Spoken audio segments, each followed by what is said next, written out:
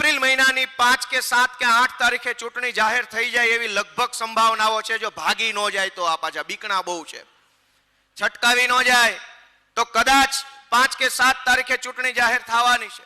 સમય બહુ ઓછો મળશે આપણને ચૂંટણીની તૈયારી કરવાનો, એટલે ચૂંટણી જાહેર થાય પછી હું કામ કરું એમ નહીં।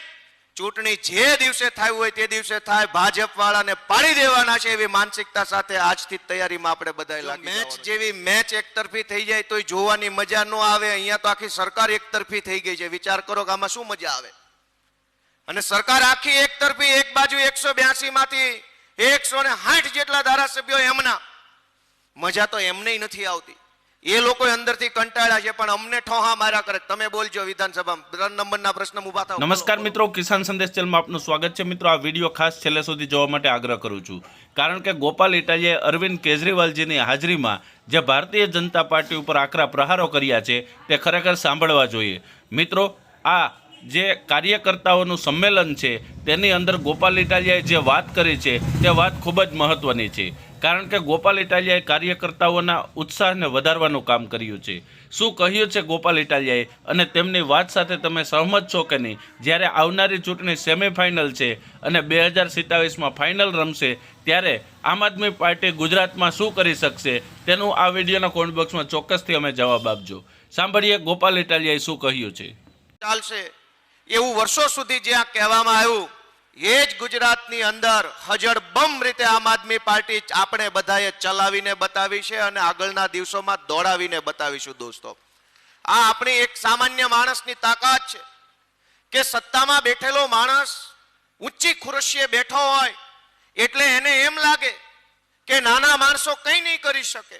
આ તો સામાન્ય માણસ છે, સામાન્ય ખેડૂત છે, સામાન્ય મજૂરી કરતો વ્યક્તિ છે, આ કંઈ નહીં કરી શકે એવું ગાંધીનગરની ઊંચી ખુરશીએ બેઠેલા ભાજપ વાળાને લાગતું હોય, પણ સામાન્ય માણસ આ દેશમાં શું કરી શકે ને એ આઝાદીની લડાઈથી લઈ અને આમ આદમી પાર્ટીની લડાઈ સુધીના અનેક દાખલાઓ આપણી નજર સામે છે। મિત્રો, કે દેશમાં અંગ્રેજોની હુકુમત હજળબમ થઈ ગયેલી, 200 વર્ષ સુધી એમની સરકારો હાલી અને ગોળીઓ બંદૂક, પણ એક સામાન્ય દેશનો નાગરિક ઊભો થયો અને કીધું કે હું મારા દેશને આઝાદ કરાવીને રહીશ, અંગ્રેજોની ગોળીમાં શું તાકાત છે એ અમારી છાતી અમે બતાવીને જોઈ લઈશું। ત્યારે જોવો દોસ્તો, દેશમાં આઝાદી આવી।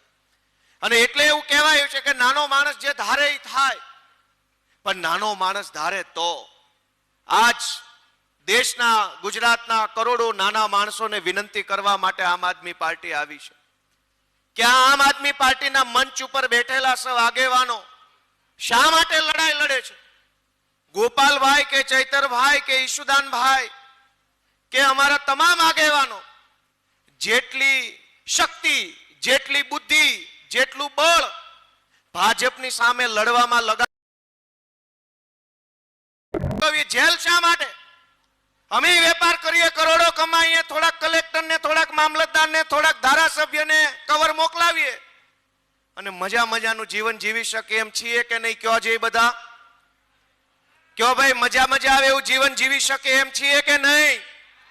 હું વકીલ છું, હાઈકોર્ટમાં વકીલાત કરું, વર્ષે કરોડો રૂપિયા કમાઈએ અને થોડું ઘણું કવર નીચેથી આપ્યા કરીએ તો જિંદગીમાં મારા ઉપર એક એફઆઈઆર થાય? ચૈતરભાઈ પર થાય કે એફઆઈઆર? ન થાય। તો પછી સંઘર્ષ છે કોના માટે?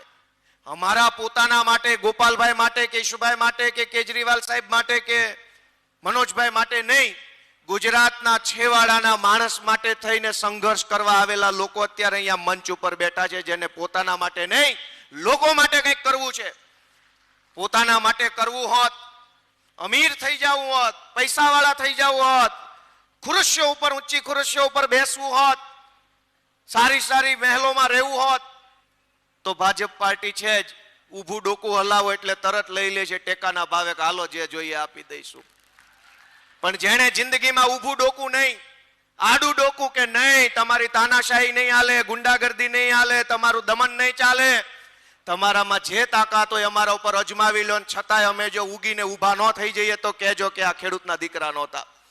દોસ્તો, એ તાકાત ગુજરાતના છેવાડાના માણસો માટે અમે કરીએ છીએ।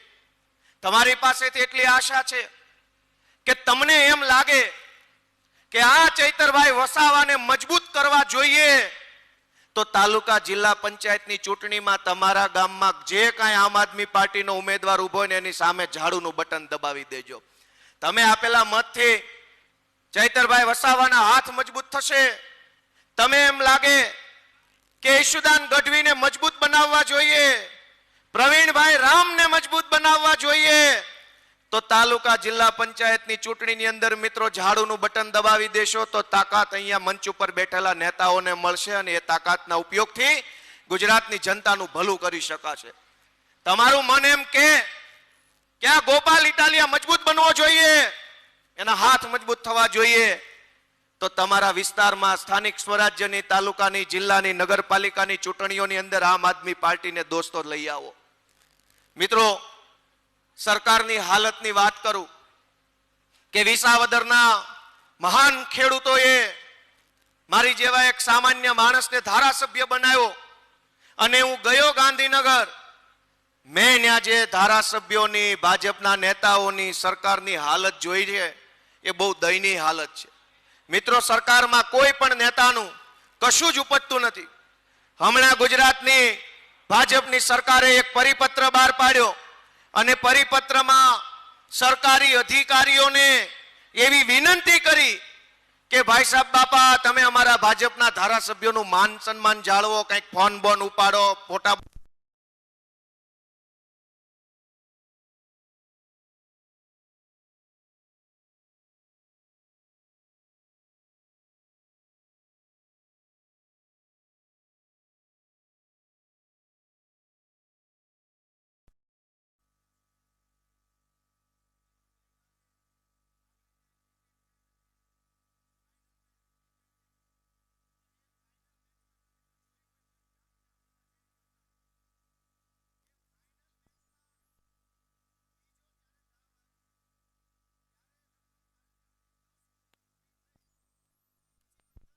પડી ગઈ અને સામે વાળું હારી જાય છે. પછી તમે તમારા મનથી વિચારો કે મેચ એક તરફી થઈ ગઈ, આપણે જીતવા લાગ્યા, એ પછી પણ મેચ એક એક દડા ઉપર એક એક રન બાકી રહેતો હોય તો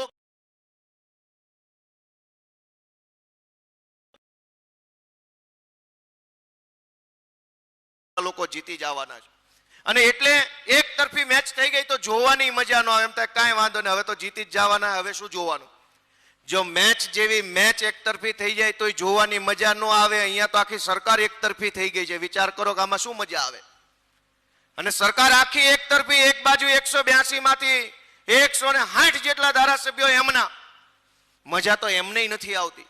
એ લોકો અંદરથી કંટાળ્યા છે પણ અમને ઠોહા માર્યા કરે. તમે બોલજો વિધાનસભામાં 3 નંબરના પ્રશ્ન ઉભા થાવ, બોલો બોલો. એટલે તો અમને હું કામ ઠોહા મારો, તમે બોલો ને. તો કે અમારી 100 પેટીઓ કાઢી લીધી છે ભાજપ વાળાએ.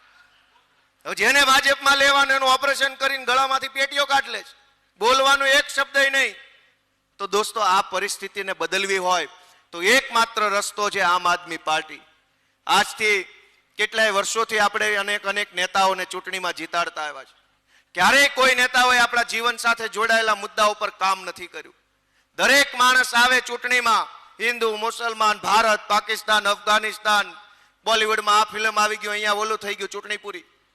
મને ગર્વ થાય છે કે અમારી આમ આદમી પાર્ટીના નેતા, દેશના પહેલા એવા નેતા છે અરવિંદ કેજરીવાલ, જેણે સરકારી શાળાઓના મુદ્દા ઉપર ચૂંટણી લડી અને જીતી બતાવીને આખા દેશને સંદેશ આપ્યો કે શાળાના મુદ્દા ઉપર પણ ચૂંટણી લડી શકાય, દવાખાનાના મુદ્દા પર પણ ચૂંટણી લડી શકાય, સરકારી સુવિધાઓના નામ ઉપર ચૂંટણી લડી શકાય.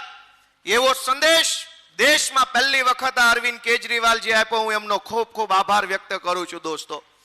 અને આજ દિવસ સુધી રાજનીતિ કેવા લોકોના હાથમાં હતી કે જેના દાદાય નેતા હોય, એના બાપાય નેતા હોય, એના છોકરાય નેતા હોય, એની વહુ નેતા હોય, એના ભત્રીજા નેતા હોય, એક ઘરમાં 1 કિલો નેતા હોય.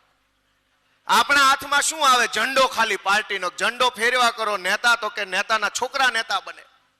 દેશના ઇતિહાસમાં અરવિંદ કેજરીવાલ પહેલા એવા માણસ છે કે જેણે મારા તમારા જેવા સામાન્ય પરિવારના છોકરાઓને ધારાસભ્યો, સાંસદ સભ્યો બનાવવાનું ઊંચું કામ કર્યું છે. દોસ્તો, જોરદાર તાળીઓથી વધાવો એમને. હું એક પોલીસમાં કોન્સ્ટેબલ તરીકે હમણાં નોકરી કરતો, 10 વર્ષ નથી થયા, 9 વર્ષ થયા. ચૈતરભાઈ વિસ્તરણ અધિકારી હતા. હવે કોન્સ્ટેબલને કે વિસ્તરણ અધિકારીને કોઈ ધારાસભ્ય બનવા દે? ચૂંટણીમાં ટિકિટ મારો ત્યાં ચાલુ ધારાસભ્યના ગુંડાઓ આવીને ઘરે આવીને ખોબા પાડી જાય, તું શેનો ટિકિટ માગે છે? ટિકિટ ન માગી શકો તમે ભાજપ કે કોંગ્રેસના રાજમાં. દોસ્તો, અરવિંદ કેજરીવાલ પહેલા એવા વ્યક્તિ છે કે જેણે સામાન્ય માણસને પણ એ હિંમત આપી કે તમે પણ નેતા બની શકો છો, તમે પણ ગુજરાતનું સમાજનું સારું કરી શકો એમ છો, આવો તમને આમ આદમી પાર્ટીનું પ્લેટફોર્મ આપીએ.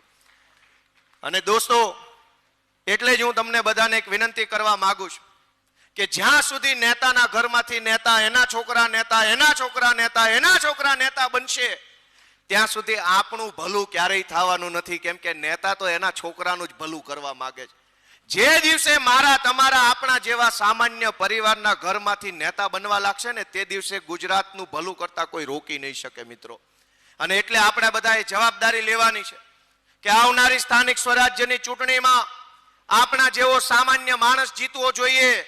રૂપિયાના જોર ઉપર ચૂંટણીમાં ઉભો રહેલો વ્યક્તિ ન જીતે, બાહુબલી માણસ ન જીતે, પણ મારા તમારા જેવો ગરીબમાં ગરીબ ઘરનો છોકરો જો આમ આદમી પાર્ટીમાંથી ફોર્મ ભરી દે તો એક એક વ્યક્તિએ જવાબદારી લઈ વોટ આપી અપાવીને જીતાડવાની જવાબદારી આજથી અહીંથી લઈને જવાનું છે મિત્રો.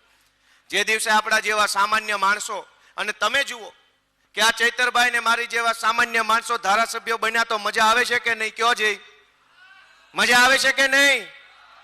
હજુ તો 2 બન્યા છે તો આટલી મજા આવે, તો 102 બને તો કેવી મજા આવે? દોસ્તો, સામાન્ય પરિવારના છોકરાઓ જે દિવસે રાજનીતિમાં તમારા મતથી સફળ થશે ને, ત્યારે આખું ગુજરાત કિલ્લોલ કરતું છે, આનંદ કરતું છે, મજા કરતું છે, એવો માહોલ આમ આદમી પાર્ટી બનાવવા માટે આગળ વધી રહી છે. મિત્રો, છેલ્લી વાત કે આજે આપણે બધા અહીંયા ભેગા થયા છીએ એક સંકલ્પ લેવા માટે કે આવનારી જે આ ચૂંટણીઓ છે, એ ચૂંટણીઓની અંદર આપણે તન, મન અને ધનથી આ સભાની બહાર નીકળીને તરત લાગી જવાનું છે.